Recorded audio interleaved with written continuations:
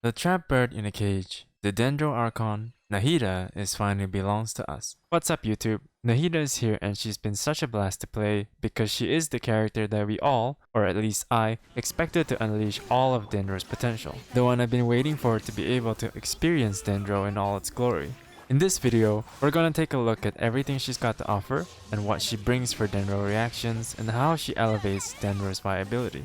We'll be breaking down her entire kit, her strengths and her weaknesses, along with the different ways to build and make her work. And then we'll see if her existence is enough to bring a new age of Dendro impact. We're mainly going to take a look at this from a practical standpoint, because my hope with this video and every other guide I make is that you're going to be able to use her effectively without too much investment and still feel good while you use her. Without further ado, this is Royal Regalia, let's begin.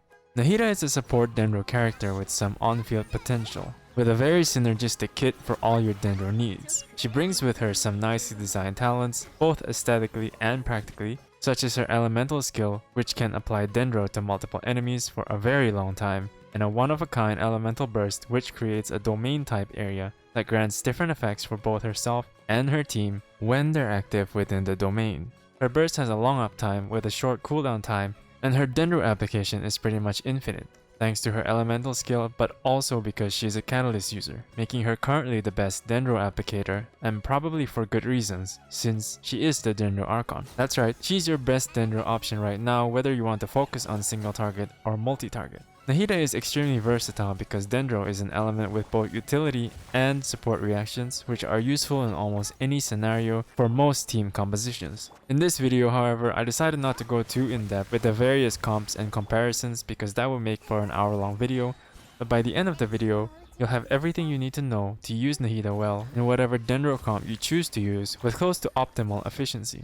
Depending on whether you want to use her as a support or put her on field, you'll want to focus on her elemental skill and elemental burst over her normal attack talent. Her normal attack talent is a 4-hit attack with good elemental application thanks to her being a catalyst, though unfortunately her multipliers aren't very good. The charge attack does an area of effect and also has a multiplier that's on the lower side compared to most catalysts, so there's nothing much of note here. What makes on-field Nahida work is the fact that you can keep applying Dendro for your off-field characters to proc their Dendro reactions while also proccing them herself. But her elemental skill still takes the spotlight. Her elemental skill is the most reliable Dendro applicator we have right now, and it has two different ways to use it. By tapping the elemental skill, you'll do a 360-degree close-range Dendro hit. When you use the hold version, you enter aiming mode, which you can use to mark enemies. Both versions will apply the Seed of Skanda effect. The tap version has a lower multiplier than the hold version, but what's interesting is the additional effect you see here called the Tri-Karma Purification damage. Basically, when this skill comes into contact through either aiming mode or the tap version, you apply the Seed of Skanda effect for 25 seconds, which can trigger the Tri-Karma Purification effect whenever you trigger an elemental reaction like Spread or Aggravate on the enemy, or if the enemy gets hit by Dendro cores. This skill will also create a chain that lets you know these enemies are connected,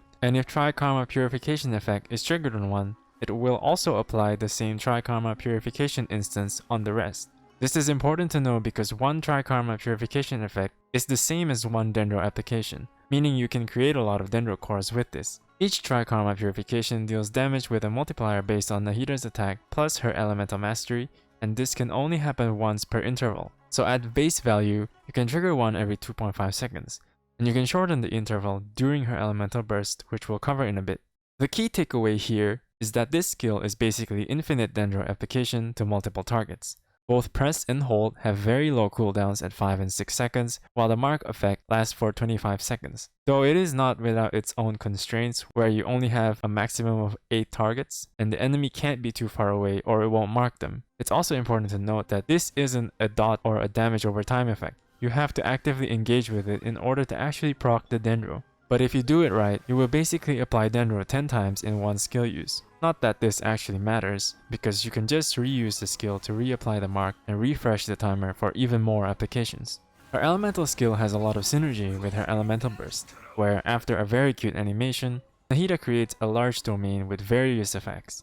This does 0 damage, but what it does do is create a buffing area kind of like Bennett's burst with a much bigger radius. There's a long list of buffs that are activated when you have party members with either Pyro, Electro, or Hydro, or if you have her constellations, but also once her first passive gets unlocked. With Pyro characters, Nahida gains extra skill damage for her Tri-Karma Purification, which is the thing we proc every 2.5 seconds on enemies that were hit by the elemental skill, either with elemental reactions or with Dendro core explosions. With Electro characters, the interval goes down, meaning you can proc the damage much faster, compared to just 2.5 seconds. And for Hydro, you get longer duration for her elemental burst. And yes, the buffs get amplified with the amount of party members with those elements, up to a max of 2. This skill also procs her passive one, which is basically an extra elemental mastery for your active character inside the field, giving them up to 25% of the highest character's EM, up to a max of 250 EM. I'll talk about EM breakpoints as we go along, but just remember that it only affects the current active character. Her elemental burst has a 15-second duration and a 13.5 second cooldown, with a 50 energy cost. What this means is that as long as you have enough energy, you have a 1.5 second timer before it disappears to recast it and have your burst be up continuously. This becomes even easier when you have a Hydro character. You'll have more than enough time to keep the burst activated throughout an entire Spiral Abyss floor, provided you have enough energy. And you also get to see her cute animation over and over again. Good thing it's a really fast animation, huh? Unfortunately, her skill doesn't generate energy particles, so if you're not running a second Dendro, getting energy for Nahida's burst may take slightly longer. You'll likely want to opt for a second Dendro character anyway due to the resonance effect whether you're running Onfield or support Nahida. Her second passive is a nice damage improvement to her Tri-Karma Purification damage, giving you extra damage and crit rate for any elemental mastery above 200. Now this is also capped to 80% bonus damage and 24% crit,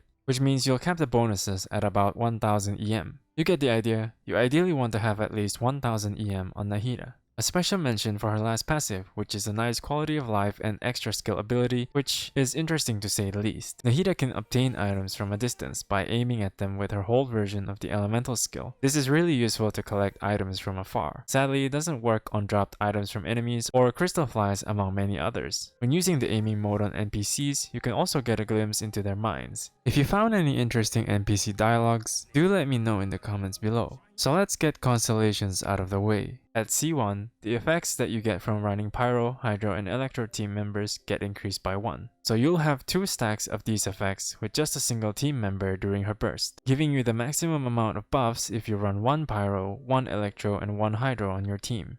Her C2 is a huge upgrade for Bloom related teams and Burning because now the Dendro cores and the Burning ticks can actually crit. This is quite a decent upgrade if you're gonna run say a Nilou Bloom team or a Hyperbloom team and any Burning plus Melt or Vaporize shenanigans. The crit is capped at 20% with 100% crit damage, but considering they cannot ever crit without this constellation, it might be worthwhile to get. It's also a really nice upgrade for Electro Dendro reactions like Quicken, Spread, and Aggravate because the enemy's defense gets reduced by 30%. This works really well for example with Shogun C2 and honestly makes Nahida such an incredible support for Shogun as well. For value wise, that's honestly where I would stop. In fact, I am hella tempted to get her C2 if Genshin was actually any harder than it is. But if you want to know if C4 and C6 are worth it, C4 gives her additional elemental mastery if there are up to 4 enemies affected by your elemental skill.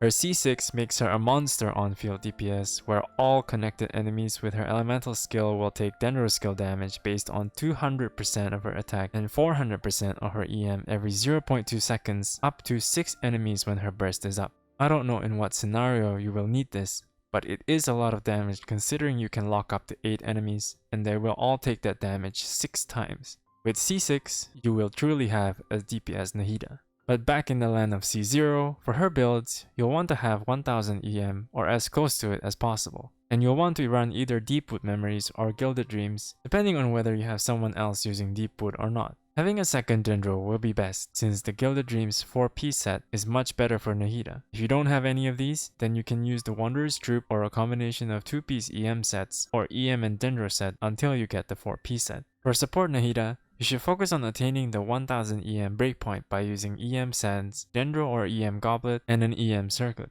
You can play around with her crit circlet if you have her weapon or if you have godlike EM subsets, but otherwise you can stick to EM circlet and still do fine. For on-field Nahida, you will probably run crit circlet so 1000 EM will be harder to get, so you should aim as close to it as possible. The number will vary, but it's still pretty easy to have like 500 to 750 EM depending on what weapon you're using, and you will still want to run Gilded Dreams mainly on Nahida, with either EM or attack sands and a Dendro Goblet alongside a crit circlet. You'll also want to run run an EM weapon on support Nahida especially. The best option is of course her 5-star weapon, but there are decent 4-star weapons you can use. Sacrificial Fragment would be a good EM boosting weapon mainly for support Nahida, though the weapon effects are not very good on her since she has very short cooldown on her skill. The Witsith is probably what you want, though it works better for Onfield Nahida with its crit substat. For a free option, you'll probably go with the Mapamare since it gives some EM and a decent weapon effect. The 5-star weapons are mostly upgrades from 4-star weapons, especially if you don't need it to get 1000 EM. And that also applies to non-limited 5-star, like the Skyward Atlas and the Lost Prayer. So now you know how she works, but let's talk nuances on how to use her properly. One question you might be wondering is, how does Nahida's EM buff during her elemental burst work?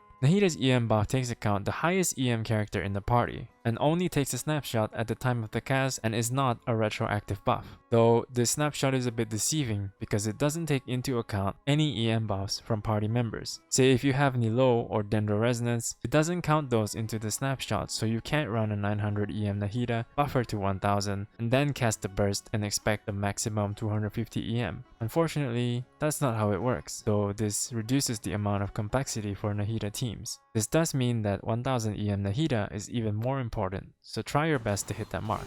Okay, finally moving on to teams. Nahida has a lot of great team options, since she's such a versatile character. I'll cover each teams briefly and how Nahida fits in those teams, and maybe go deeper on each comp at a different time.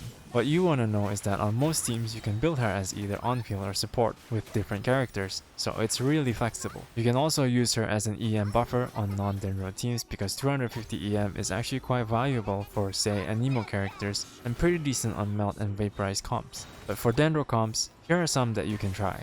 For Dendro teams like Bloom, Hyperbloom and Burgeon, what Nahida brings to these teams are faster Dendro procs, thanks to her Tri-Karma Purification, which applies Dendro with each trigger, and of course her EM buffs. You're mostly going to be searching characters a lot in Bloom-based teams. Any Hydro characters like Xingqiu, Yelan, Mona, or Barbara works here. But if you want to run a Bloom-only team, Nilou gets a special mention because the instant Dendro core explosions really turn Bloom teams into a heavy burst team, making Bloom reliable even for single target damage. You almost always want an extra Dendro though, for the EM bonuses from the resonance. If you want to know how to build Nilou and how she works, you can check out my Nilou showcase and guide for why she's such a good Bloom enabler. If you're going for Hyperbloom, you'll want reliable Electro characters like Yae Miko and Fischl so that you always have the Electro damage required to proc the Hyperbloom. They work even better if you're an on-field DPS Nahida, since both Fischl and Yae have very good off-field potential.